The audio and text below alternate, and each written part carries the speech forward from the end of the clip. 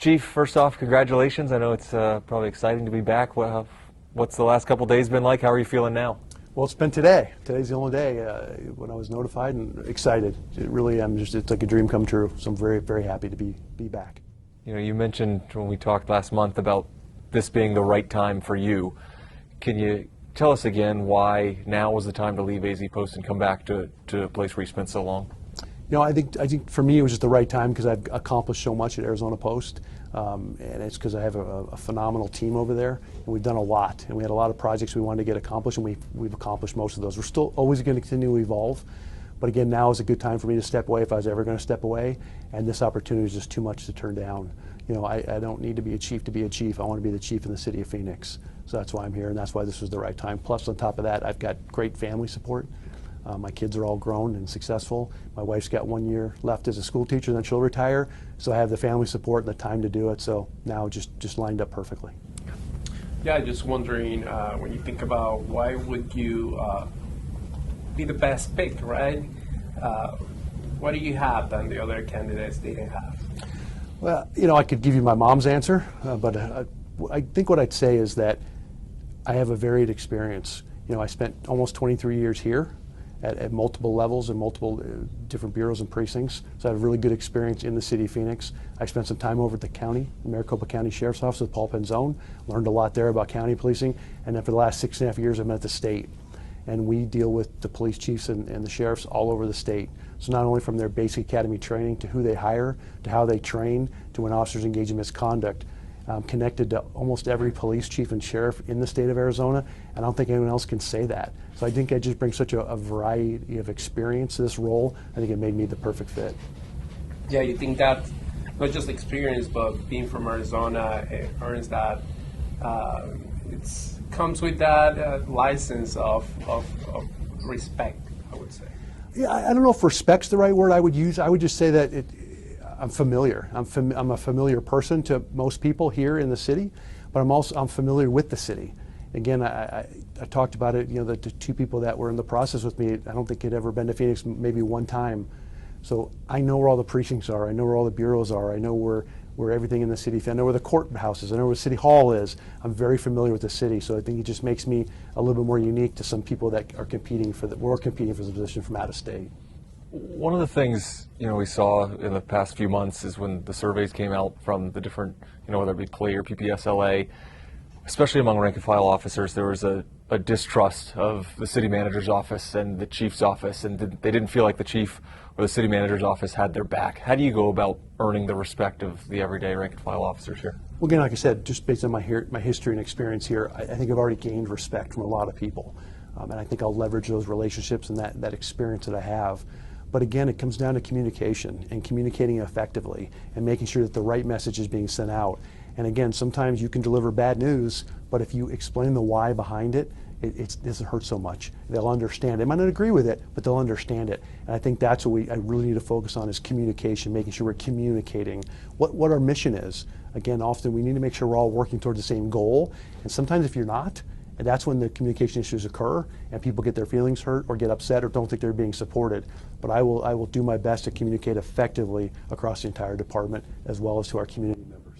You mentioned when we last spoke about potentially having blinders on when you were here for 2 decades, right? And then getting to see some new perspective in the 8.5 years you were away. What did you learn about this department specifically from being away? Well, I've just learned one, you know, when you're here, you're so close to it, you don't see everything. And what I realized was, one, the Phoenix Police Department treated me very well. Two, the Phoenix Department trained me very well. I would argue that people that come out of Phoenix PD are outstanding leaders. Their training is phenomenal. Because it's such a busy city, you learn so much. But what I've also learned is we can't do it alone. You know, in my career here, we were somewhat of an isolationist organization. We'll help anybody. We will go out to any barricade. We'll help anyone for any law enforcement purpose, whatever they need. We were very bad at asking for advice. Or like, hey, what are you doing with that? I think we always thought, well, we've already done that. And again, what I've learned now is leveraging those relationships, leveraging what other agencies have done, and soliciting feedback is incredibly important, because why should we recreate something if another agency has already done something very similar and it's been successful? So that's what I've learned, is just making sure we need to work with our partners, not only just in the valley, but statewide and across the country. people here work with partners, and I know ears perk up about federal immigration enforcement at this point. I know that that is not something Phoenix Police is part of right now, but just to be clear for folks, that is not something you plan for Phoenix Police to be a part Correct, 100%. That, again, it's a complex issue, but there is nothing for the Phoenix Police Department or municipal policing to do with immigration enforcement. That's a federal issue, and we will not get involved in that. Yeah, and that was part of one of my questioning, going over that, right now with the political scene that we're living under the administration of Trump, it seems like some positions working on can lead you to get what you want or get some limitation depending of your thoughts about what's going on in general around the country. Are you concerned about not getting what you want in terms of not doing what you want, depending of how people put you in a box, depending of either political parties or either your thoughts about certain topics that seems like whatever people say these days are controversial right now? Not sure I understand your question, but I'll kind of just answer what I think you're trying to get at is again, we all work for the community. We work for the community we serve. We should police to their expectations. Again, and we need to communicate that. We have very robust policies and procedures, and it's communication from City Hall, communication from our community members, and communication internally on what our mission is, what is our ultimate mission, and we need to go forth and do that. And there are things that politics aside, might come to us, but again, we just follow our policy, follow what's right, and communicate with our community, and again, provide policing to what the level of expectation they have for us. I think we'll be successful. What would be that thought that you can share to our audience? Right now, going back again to the political scene that we're living in, and they might be afraid to call the police or might be afraid to some persecution, what we're seeing these days.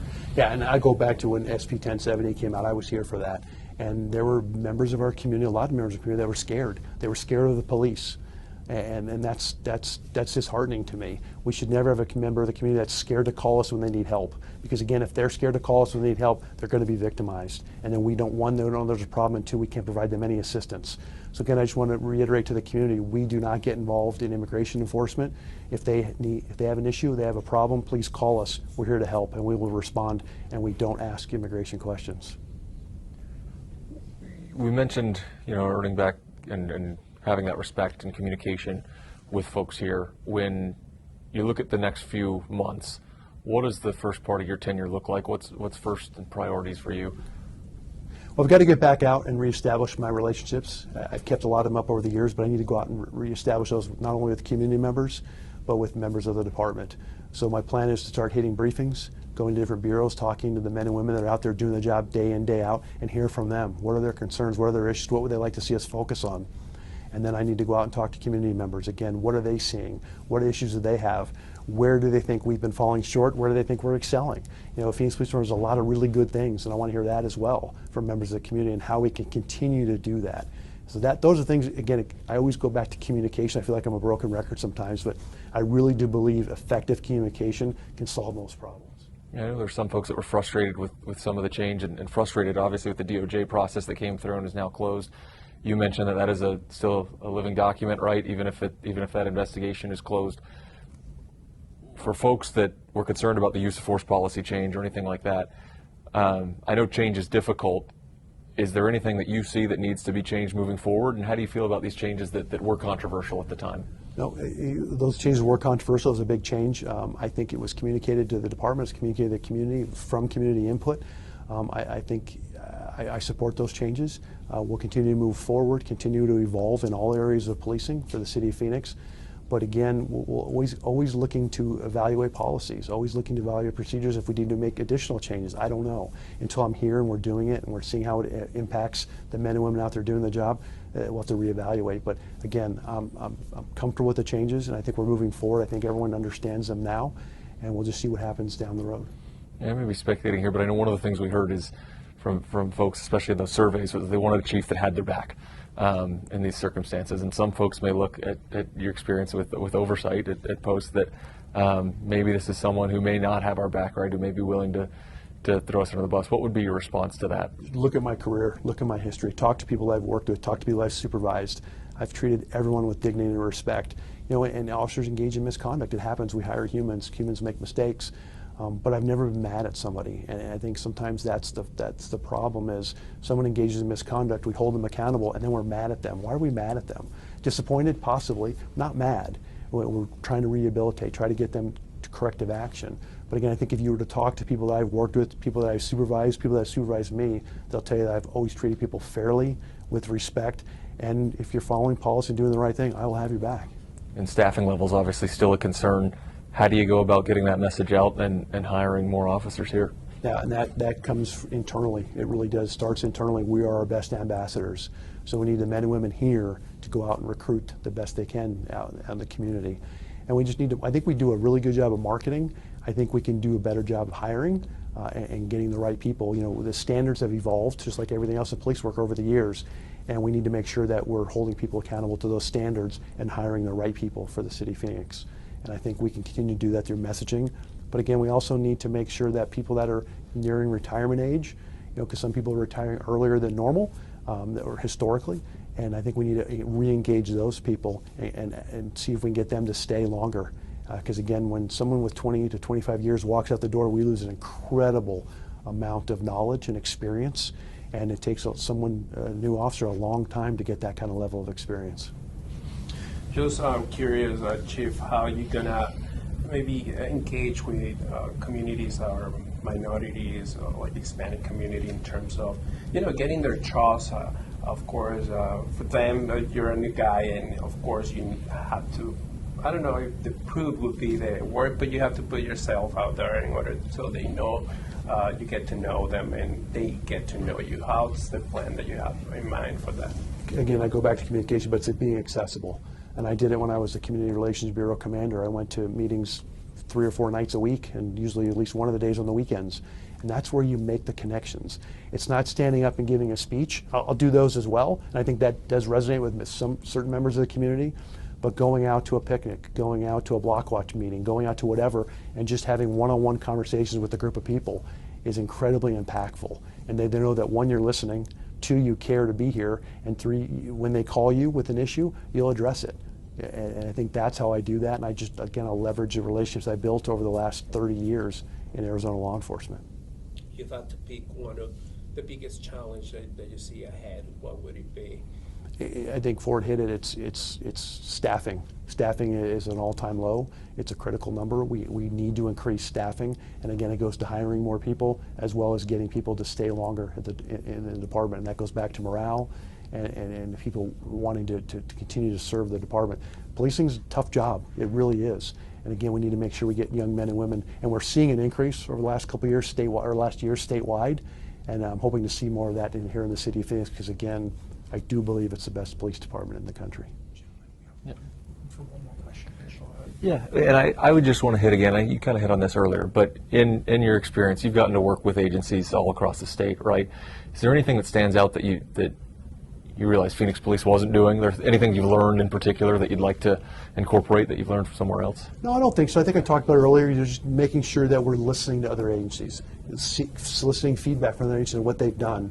I'm not saying we'll follow everyone else, whatever other agencies are doing. We're not followers, but we'll listen, see what they're doing, and seek advice.